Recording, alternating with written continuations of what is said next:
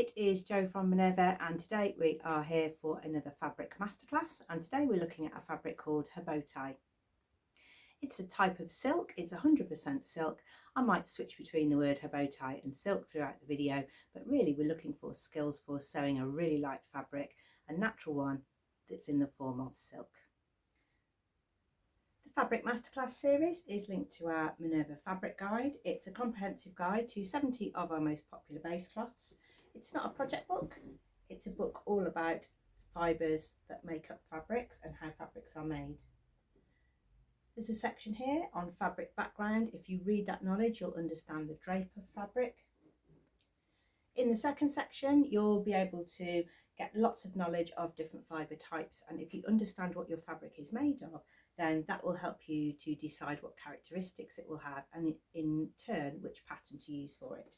So is it natural, is it synthetic, does it have drape, does it have structure, all of those kinds of things. In the final chapter there is an alphabetical list of 70 of our most popular base cloths, and you can go and check out each fibre type if you're thinking about using it. Let's have a look at the Habotai page. Habotai is traditionally made from silk, but you will find that you get mostly synthetic versions now, and that synthetic version is generally used for lining. I'm going to refer to lining fabrics in another video, so today we're just going to stick with Habotai as a silk fabric for making a garment. There's some characteristics, some fabric details, and it generally comes in a plain solid colour. You'll need to think about what you're going to make with it. The fabric is sheer or translucent, it's fine, it's slippery, it's got a lot of different features, which mean you'll need to choose carefully what you make with it. There's a sample in the book. This one is a lining piece, so you'll be able to see whether that would line an item that you're looking for, or you can go and compare that fabric to another light fabric. I'll show you a needle size today to use, and I'm going to give you lots of tips for sewing silk fabrics. I've been working for quite a while on getting the fit of the Ogden cami, so this is my final version. I don't have any gaping around the armhole. I've done a full bust adjustment to stop this gaping forward and this pulling out. So this is my final version, so I'd really like to make a silk one. The Ogden cami has quite a swing bottom, a V on the back, a gentle V on the front, and I've also widened the straps, so I've drafted off my own version of the Ogden by using the pattern in its original state and then making little changes as I go along. Today I'm going to make a silk version of this top, so you'll see me making bits of it during the video, but it's not sew along. I'm just going to use it as an opportunity to show you some techniques for sewing up Habotai silk. If you're new to a fabric, a really good way to find out about it is to go on our website and check out our Minerva makers. That's where somebody has bought one of our fabrics, they've made it up and they've shown a photograph, and you can get a little bit of inspiration. You can see what people have been making with the fabric, you can see how it hangs, you can see what it looks like when it's made into a garment. So let's take a look at some garment inspiration. The first one is our Minerva Core Range Habotai lining. So this is your basic Habotai lining. It can be used for lining jackets or anywhere where you want a little bit of the lining to reveal, because it's a really nice shiny quality. It's great for men's coats and for waistcoats, especially if you want that nice shiny side on the back of your waistcoat. The next one is our premium Habotai. That's really good to sew on its own. So here it's used as a bridal party dressing gown set. This premium one has also been used as a fabric on its own for a girl's fancy dress. The premium Habotai does come in 40 different colours, meaning it's ideal for layering up with other sheer fabrics like tulle or chiffon as an underlayer to another fabric. The 100% silk Habotai that I'm using today is great for sewing on its own into tops and blouses, or here you can see a great example of it used in historical costume. If you've enjoyed some of those makes over on our website, you can check out a video that will be coming out from Vicky very soon, which is linked to this video, where she will give you some pattern pairing for using this fabric. Sometimes with a really different fabric like Habotai, what to choose to make with it is the difficult part. 100% silk is a fine fabric. It's floaty, but it does have structure. So although it's floaty, that's because of its weight. It's not like viscose or rayon where you get the drape from the weight of the fabric. This is got a little bit more structure, so it's good for a puff. It's good for adding volume in a gather. Obviously it's sheer, so you're going to need to line it in some way, or you can self-line it and double up the fabric so that it's opaque. If you just want to have a go at sewing with the silk fabric, you can just make a scarf, so that would really help you to just work out your machine setup and how you can get a really smooth seam if you're sewing with silk, and I'm going to show you a few of those today. Because Habotai silk is 100% natural fibre, you can dye this, so silk takes dyes really well, and you can use dip dye techniques, shibori techniques, tie-dye techniques, and you can get some really beautiful, like really soft print and dye techniques that you do yourself. So it might be that you try it out on a muslin first to get your dye techniques correct, because that fabric's cheaper, and then when you think you've got the effect that you like, you can either dye your whole piece of silk or you can dye your final garment.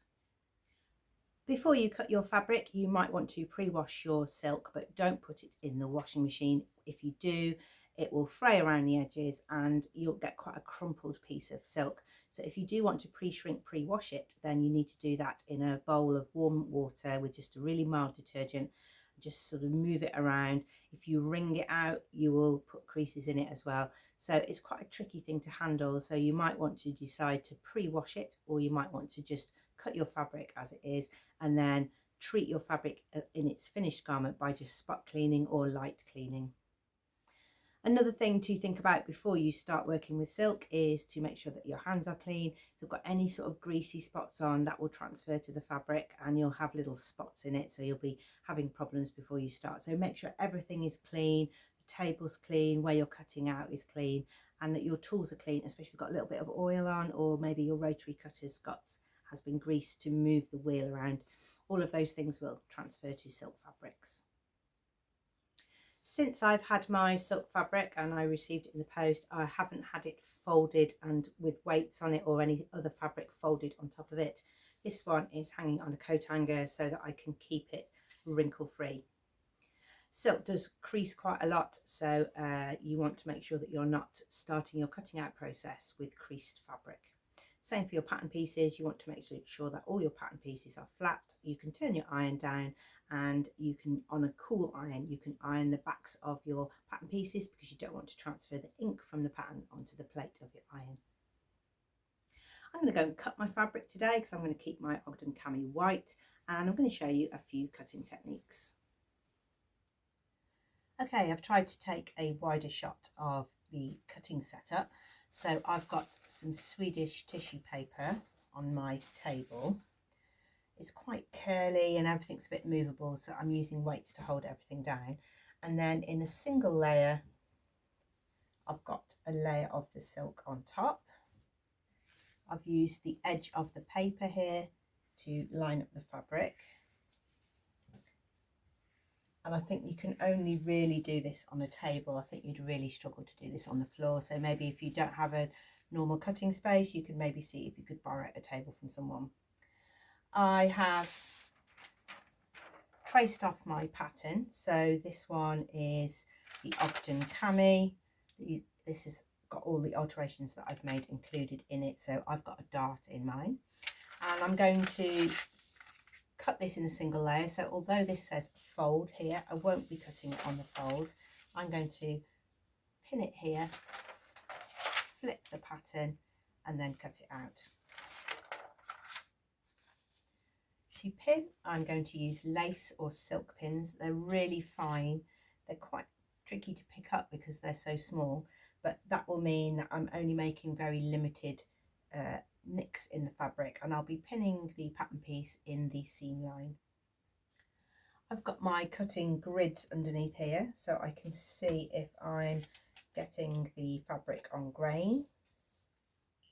I'm probably going to use less pins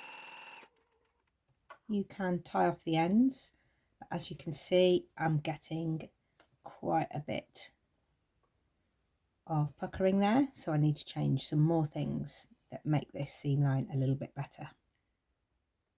This one's better, but it's still puckering a little bit, so I'm going to have a go at using some tissue paper to stabilize this very light fabric.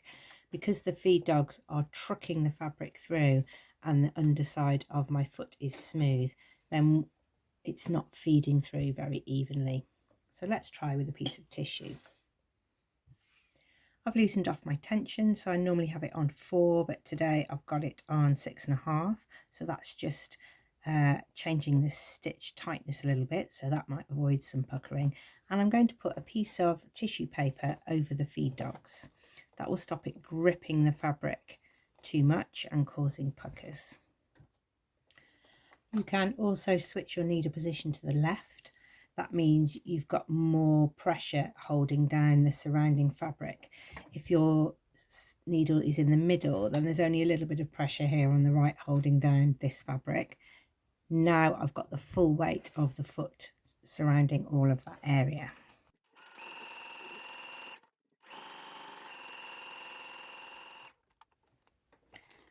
Fold the paper, give it a crease to weaken it, and then remove the paper.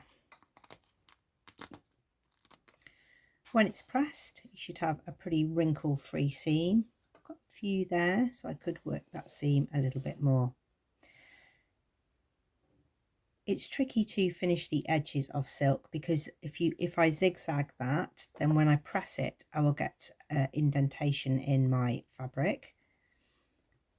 So a good way to sew your seams on your garment is to French seam.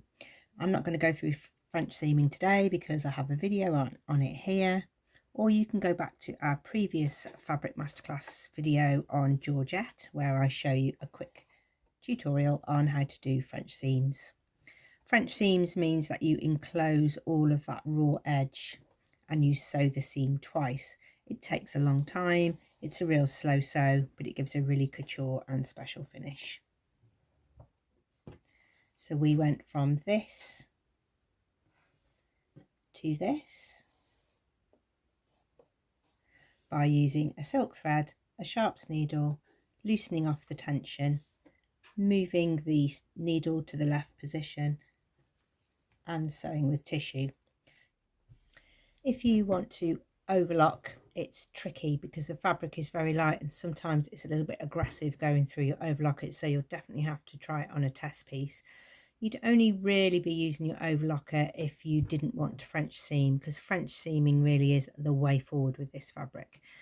But if you do want to use the overlocker, then I really recommend that you use a Ceraflock thread.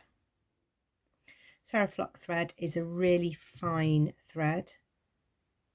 It's called a woolly nylon, or it's a nylon thread, and it's much lighter than others. So when you put it on the edges of 2 layers of silk, it keeps it really light. If you use polyester threads, the weight of 4 threads on the edge of that fabric would weigh it down and pull it into different positions. It's not perfect, so you'll definitely want to try on a piece first to see if you like the finish or not. You use the same technique, so you're going to hold the overlock thread at the back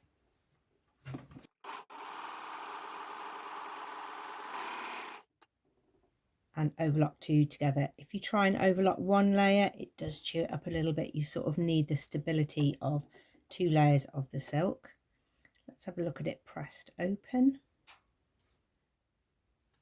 It's not showing through like a zigzag would because the threads are very fine, and it's just pressing those seams to one side and holding them in that position.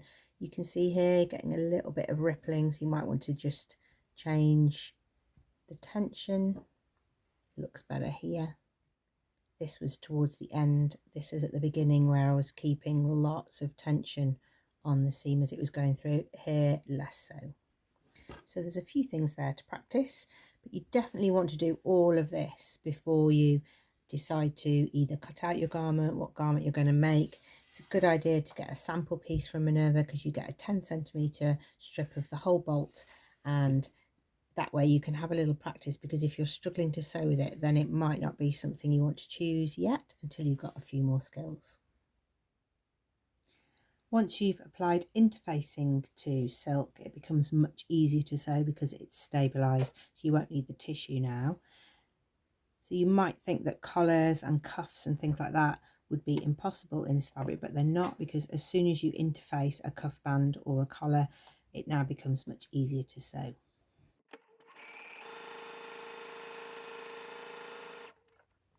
There's much less wrinkles in this piece, but the fabric has been stabilised. Let's take a look at pressing silk, because we want to make sure that the press we put in it is the right one, because if it's wrong, it's quite hard to get it out again afterwards. This 100% silk that I've got is from the Minerva core range, and it doesn't really have a right side or a wrong side, so I'm just going to give this piece a little press. I'm using a sheer press cloth so that I can definitely see that I'm not putting creases into the fabric, and I'm going to turn my iron down to silk. You definitely want to be pressing silk rather than dragging. If you start smoothing the fabric, you'll definitely change its shape, particularly where you've got anywhere cut across the grain of the fabric. You will get a little bit of static as well with silk, so you just need to take care as you're pressing different parts. Okay, I'm going to block fuse a piece of silk because I need to have a little bit of stiffer fabric for my shoulder straps. It's a good idea to block fuse with silk because you'll very rarely be able to get two cuts out of your silk and your interfacing accurate enough for them both to go together. Again, pressing, not dragging. I don't want to drag the fabric off the interfacing or stretch the interfacing. You want to do this with a dry iron. If you do it with the sheer press cloth, you'll be able to see whether you're getting any bubbles or not. Okay, I'm ready to cut out my strap piece. Other places you might like to stabilise to keep everything in check is around necklines. So here I'm going to put my needle back in the middle so that I'm not using up the seam allowance, and I'm going to take my stitch length down and sew a single layer around the neckline, and then that will stop that from stretching out. That is now stable, so even though I've cut across the grain of the fabric, when I'm putting the facings on, I won't be damaging the shape of the neckline. You might also find it useful around the arm lines, just because I'm sewing with a silk delicate fabric. Everything is slower with silk. You just need to take your time and do each bit carefully so that the next bit doesn't become impossible.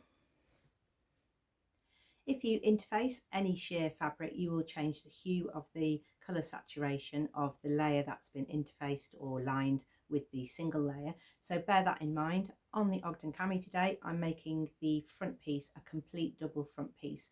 So instead of having the facing line finish here, because that would give me two hues on the front of my top, I'm going to put two layers on the front and extend the facing, and I'm going to put a single layer on the back so that I can show you the difference. If you do use an interfacing with a silk fabric, then it needs to be a really super light one. I'll list all of the products that I use today in the list below.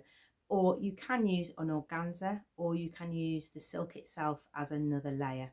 That way you'd need to base two layers of the silk together to give you that extra stiffness. All of those things again will take a lot longer, and you'll need to do a lot more hand sewing and basting. To sew darts in silk, you're going to pin it. If you want to tack, you definitely can, but you'll need to be making sure that you tack just inside where you want the dart so that you don't have a line of little needle pricks on the outside of your fabric. Definitely start at the wide end. Don't back tack, you're going to tie that dart off. And if you add a little tension to the back of the silk, you can also avoid a little bit of puckering.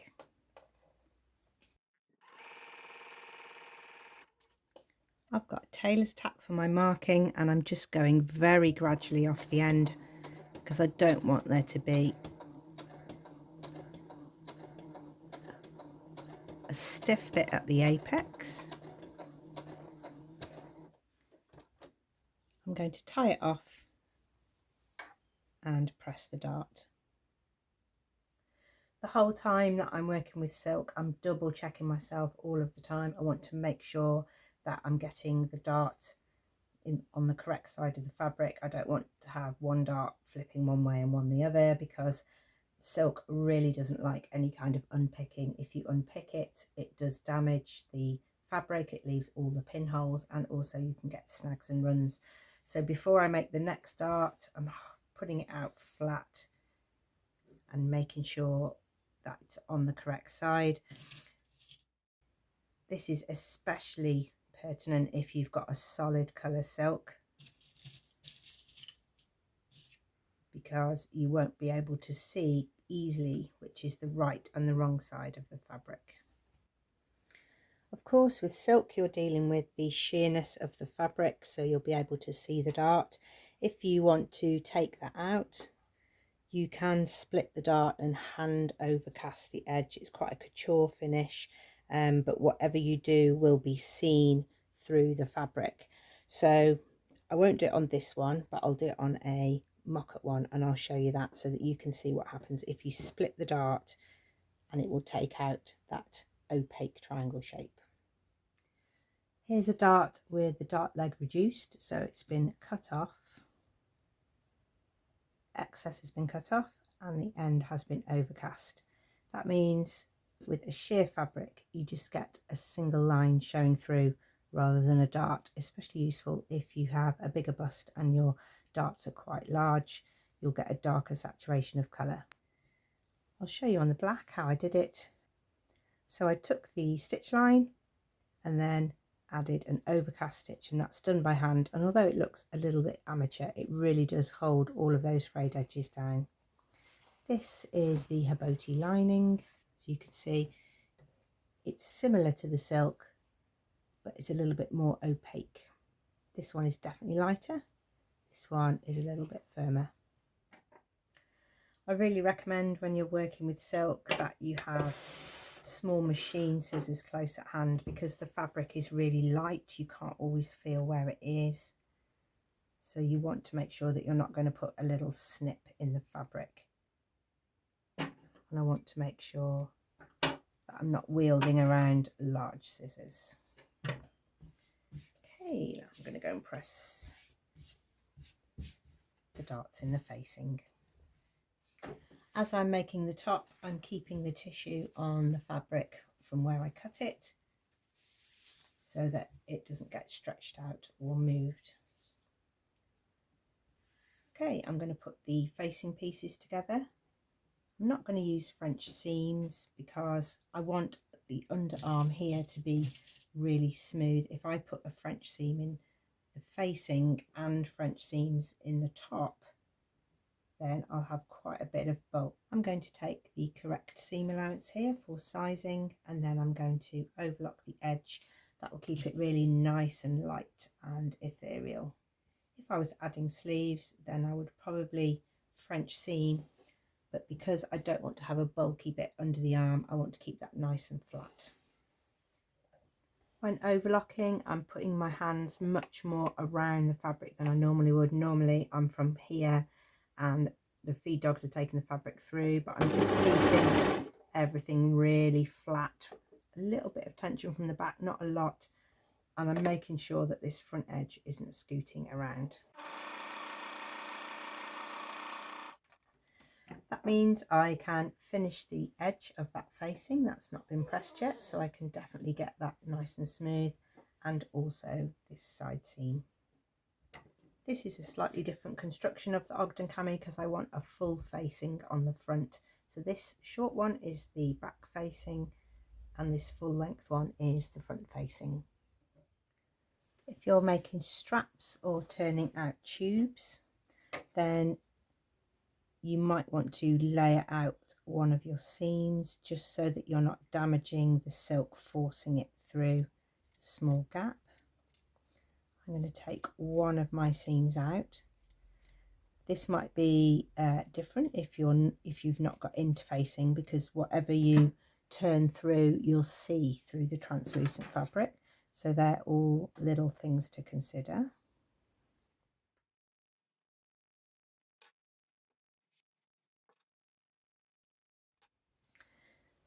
And after each thing that you do with your silk fabric, you'll need to go and press it so that when you put your item together, it looks professional at the end. Silk pins can be a little bit fiddly to handle, so I find it better to have them on my magnet, because then the ends are all pointing up and so they're easy to grab hold of. I can also just throw them back towards the magnet, and I'm not trying to pick them up off the table.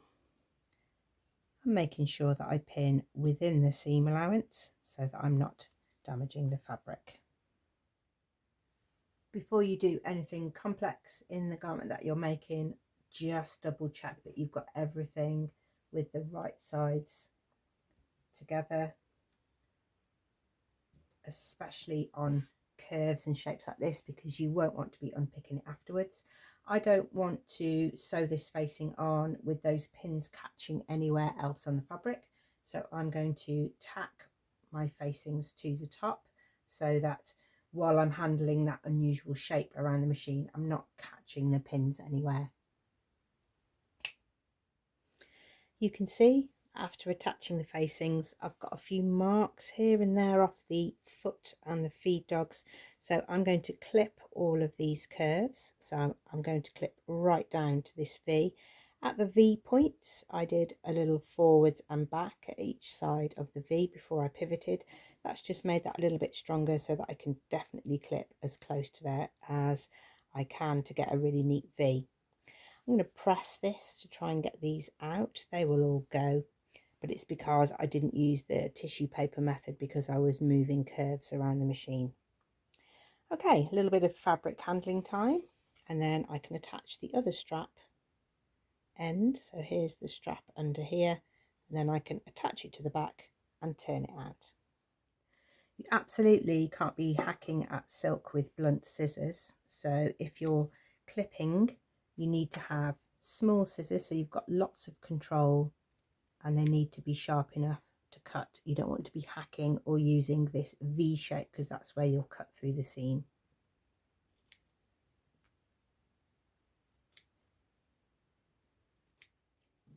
You might find when you've done your first press of around the neckline, you've got a few ripples. You can go back and work on those, but I have noticed that I can see all of my clipping and seam allowances through my top, so I haven't done my final press yet.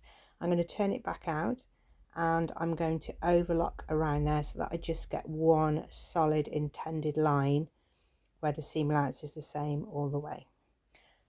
Then I can do my second press and get all of the tiny little ripples out.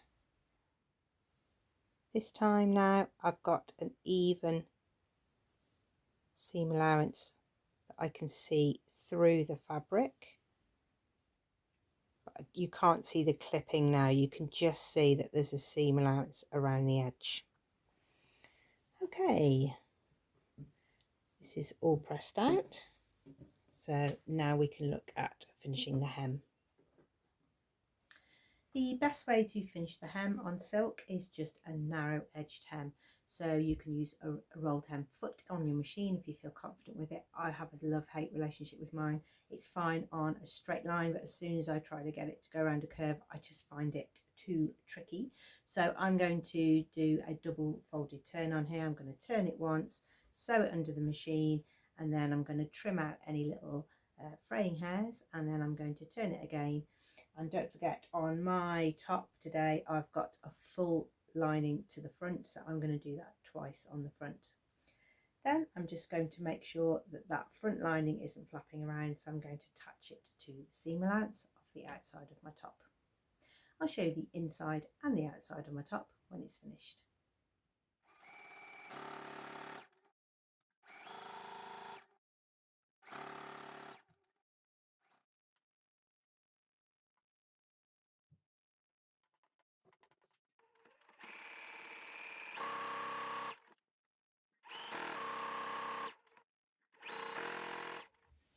Okay, I'm all hemmed, but the final process for me, I'm just going to turn the top inside out so that you can see the side seam, is because I've made the front facing the full length of the front, because normally it would be cut off here, then I've got this spare piece flapping, so I'm going to attach that to the seam allowance so that it stays in place and it doesn't swing around on the inside. I'll sew this down, then I can show you the top. Here's the camisole finished. It's sewn with a silk thread, so you could definitely dye this item now because all of the threads will dye as well. This is the Habotai 100% silk, but you could definitely make this out of the premium Habotai, which comes in 60 different colours. I'll show you the insides.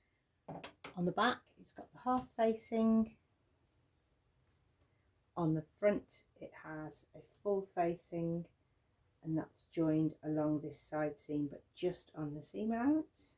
It's all pressed out. The straps are interfaced so that they're a firm fabric for holding the rest of the weight of the top. Thank you very much for watching. I hope that has given you a little insight into possibly a fabric that you haven't sewn before, or a fabric that you've been avoiding because you thought it was tricky. Sometimes if you've got the right techniques, then a fabric all of a sudden becomes much easier to use. You can check out other fabrics in our fabric guide. So if you're thinking that you're always sewing the same fabrics, then you can have a look in there and compare different ones and see if maybe a pattern that you've already got would have a different look or a different style in a different fabric. If you want to find out more about different types of fabric base cloths, then you can go and look for the Minerva fabric guide. It's a comprehensive guide to how fabrics are made, stretch fabrics and woven fabrics. There's information on how to look after your fabric and some really great tips on how to shop for fabric online. The second section of the book is all about fibre types, and if you can get a background understanding of the fibre content in the fabric that you're choosing, it'll give you a really good idea of what that fabric is going to do for you. Is the fabric natural? Is it synthetic? Is it crease free? Does it wash easily? Is it breathable? Will it give insulation and warmth? And all of those characteristics of the fabric will be determined by the fabric fibre type. In the final chapter of the book is split into an alphabetical order chapter of base cloths. So you start with A, B, C, and you can select the base cloth that you are interested in. There'll be a difficulty rating, some fabric information and some sewing details, and you'll have the fabric swatch, which is labelled, so you can use all of the fabric statistics to help you compare one fabric to another. That's especially useful if you're looking for a light fabric for a particular reason. You can go and have a look at one type of sheer fabric and compare it to another. So Georgette is similar to crepe. It's also similar to chiffon, and you can read the details and find out which fabric is the one that you're after. You can use the QR code. If you scan this, it will filter all of this page's fabrics to your search, and you'll only get that fabric in your search, meaning that you won't be searching through thousands and thousands of fabric looking for the thing that you want. There's some fantastic inspirational photography, and you can follow the maker listed underneath. If you want more details about the fabric guide, you can look for a video on our YouTube channel. There's one from me and one from Vicky, and we go into the folder in a little bit more depth. If you've been making anything, we would love to see it, so do head over to our website, minerva.com, and you can make a free account there. Share your makes, give a little description of what you've been up to and possibly some photographs, and you'll get a lot of sewing inspiration there too. You can also join the craft club there, where you will receive discounts and offers throughout the year. Thank you very much. Do call back for more of our Fabric Masterclass series. We're on H at the moment, so we've got lots more inspiration.